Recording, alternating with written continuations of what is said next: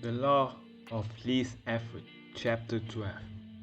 In his award-winning book, Guns, Germs, and Steel, anthropologist and biologist Jared Diamond points out a simple fact. Different continents have different shapes. At first glance, this statement seems rather obvious and unimportant, but it turns out to have a profound impact on human behavior.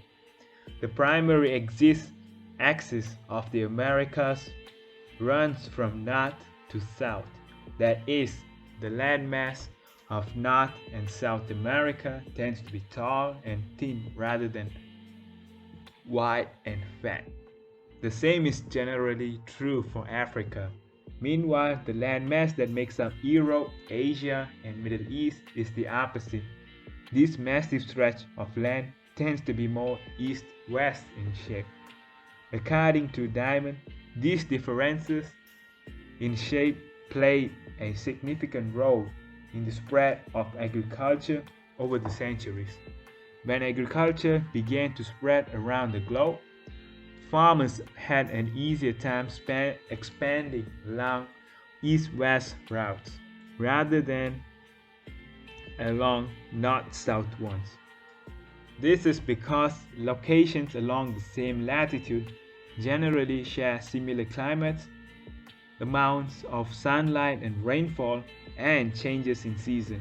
These factors allowed farmers in Europe and Asia to domesticate a few crops and grow them along the entire stretch of land from France to China.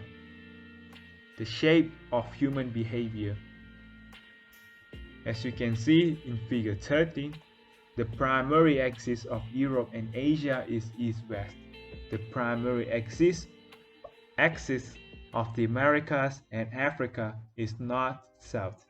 This leads to a wider range of climates up and down the Americas and then across Europe and Asia. As a result, agriculture spread nearly twice as fast across Europe and Asia than it did elsewhere. The behavior of farmers, even across hundreds of thousands of years, was constrained by the amount of friction in the environment. By comparison, the climate varies greatly when traveling from north to south. Just imagine how different the weather is in Florida compared to Canada. You can be the most talented farmer in the world, but it won't help you grow Florida oranges in the Canadian winter. Snow is a poor substitute for soil. In order to spread crops along north-south routes, farmers would need to find and domesticate new plants whenever the climate changed. As a result, agriculture spread 2 or 3 times faster across Asia and Europe than it did up and down the Americas. Over the span of centuries, this small difference had a very big impact. Increased food production allowed for more rapid population growth. With more people, these cultures were able to build stronger armies and were better equipped to develop new technologies. The changes started out small: a crop that spread slightly farther, a population that grew slightly faster, but compounded into substantial differences over time. The spread of agriculture provides an example of the third law of behavior change on a global scale. Conventional wisdom holds that motivation is the key to habit change. Maybe if you really wanted it, if you had actually do it. But the truth is, our real motivation is to be lazy and to do what is convenient. And despite what the latest productivity bestseller will tell you, this is a smart strategy, not a dumb one. Energy is precious, and the brain is wired to conserve it whenever possible. It is human nature to follow the law of least effort, which states that when deciding between two similar options, people will naturally gravitate toward the option that requires the least amount of work. For example, expanding your farm to the east where you can grow the same crops rather than heading north where the climate is different. Out of all the possible actions we could take, the one that is realized is the one that delivers the most value for the least effort.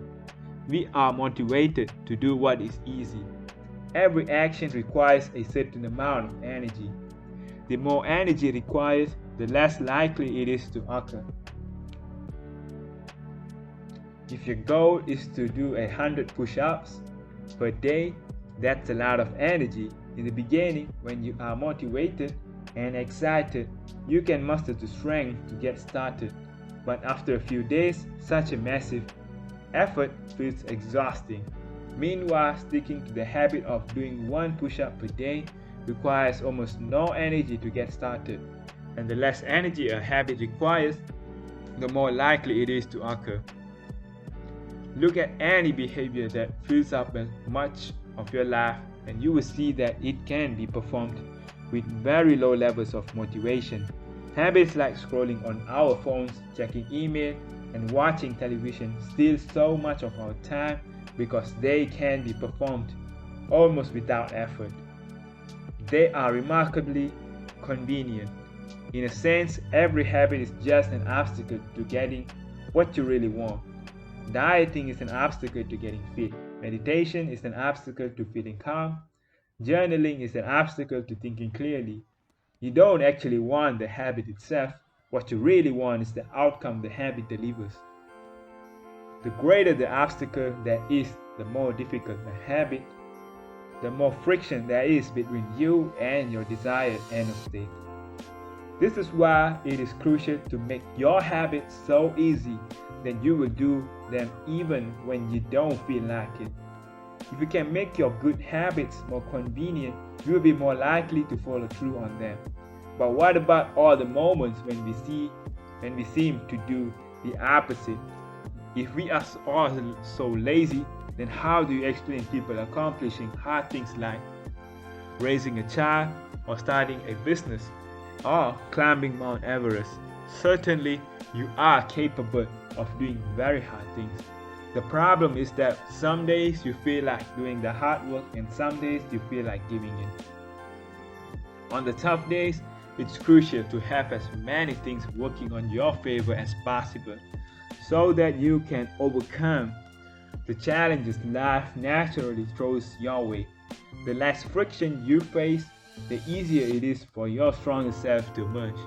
The idea behind make it easy is not to only do easy things. The idea is to make it as easy as possible in the moment to do things that pay off in the long run. How to achieve more with less effort. Imagine you are holding a garden hose that is bent in the middle. Some water can flow through, but not very much. If you want to increase the rate at which water passes through the hose, you have 2 options. The first option is to crank up the valve and force more water out. The second option is to simply remove the bend in the hose and let water flow through naturally. Trying to pump up your motivation to stick with a hard habit is like trying to force water through a bent hose. You can do it, but it requires a lot of effort and increases the tension in your life.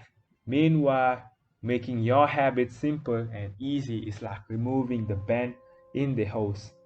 Rather than trying to overcome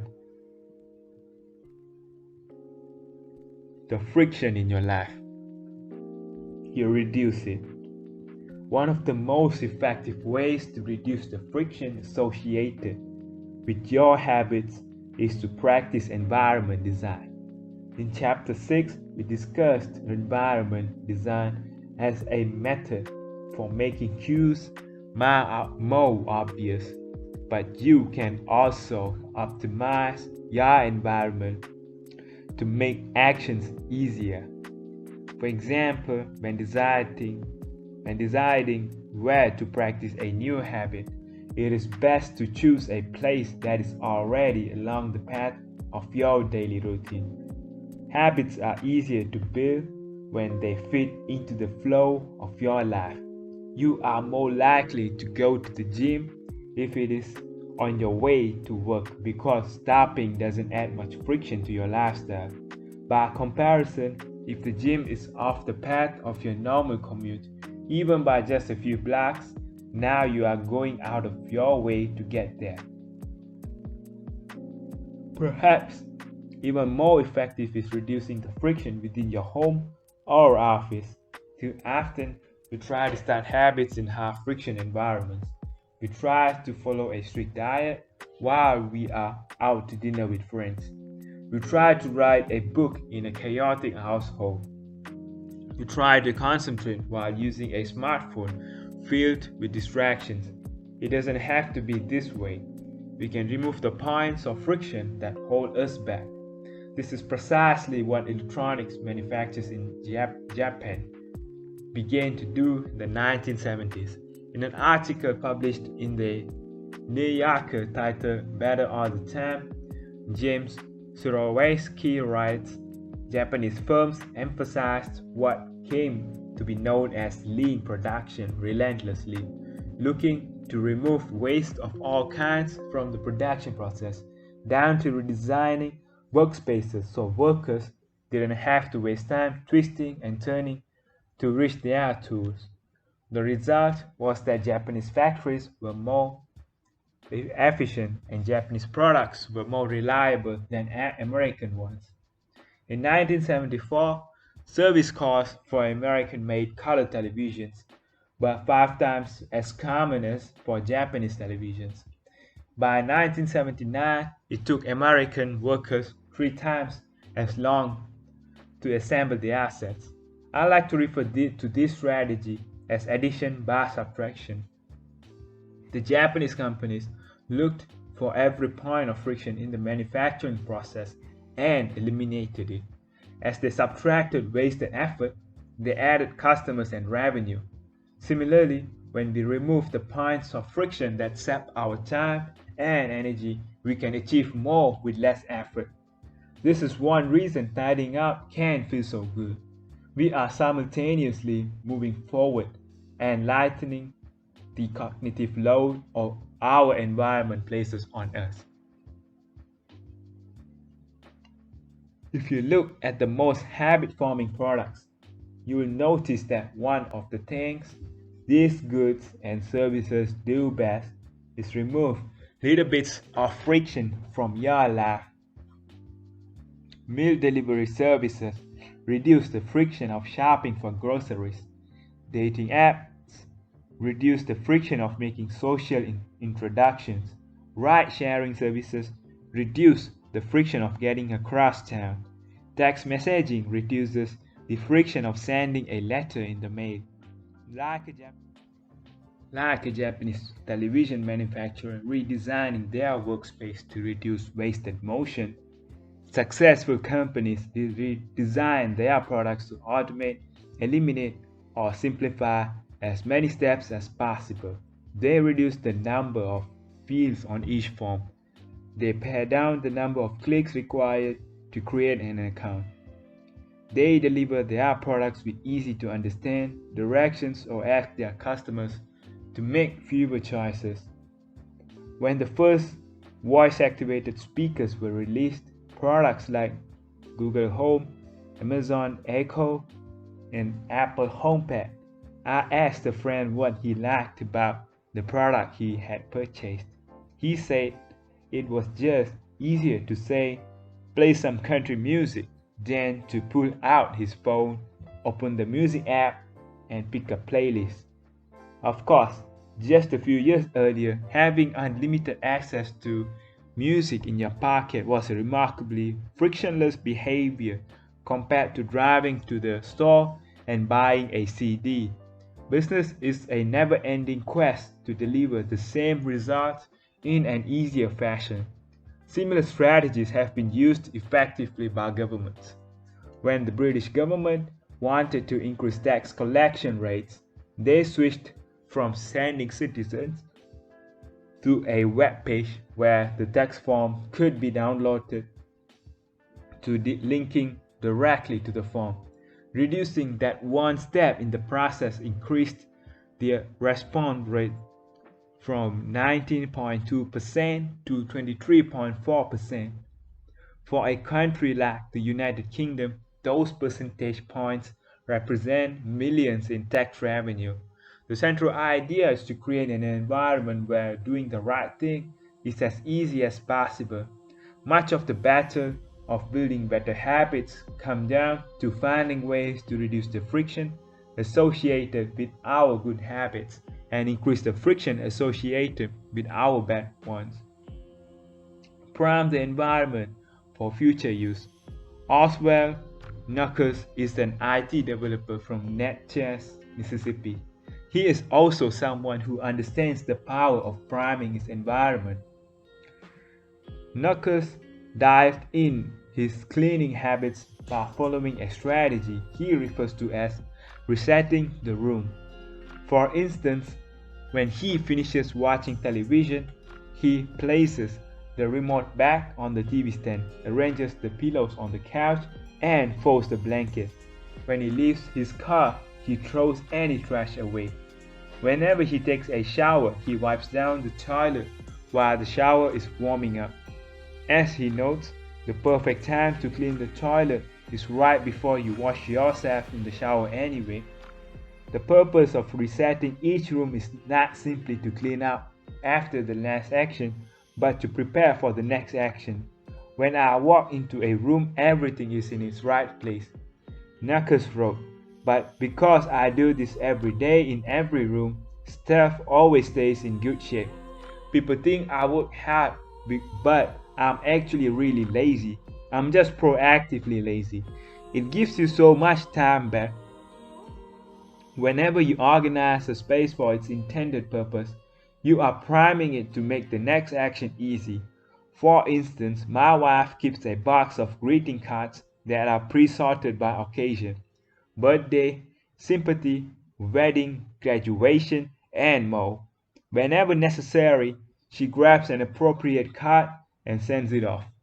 She is incredibly good at remembering to send cards because she has reduced the friction of doing so.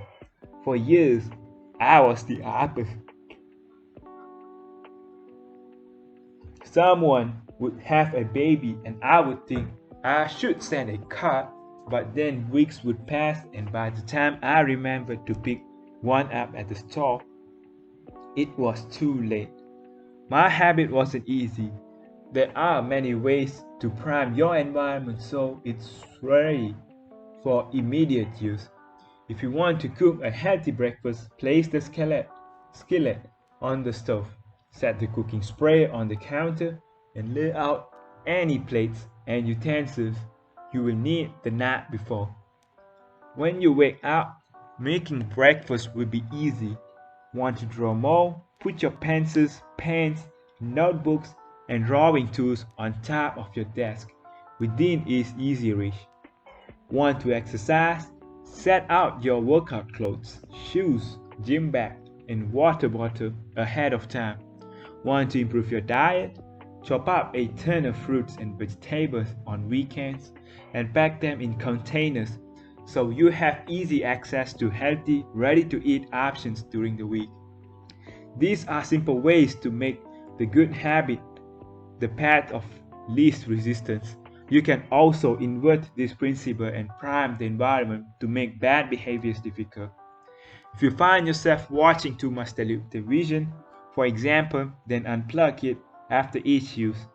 Only plug it back in if you can stay out loud the name of the show you want to watch.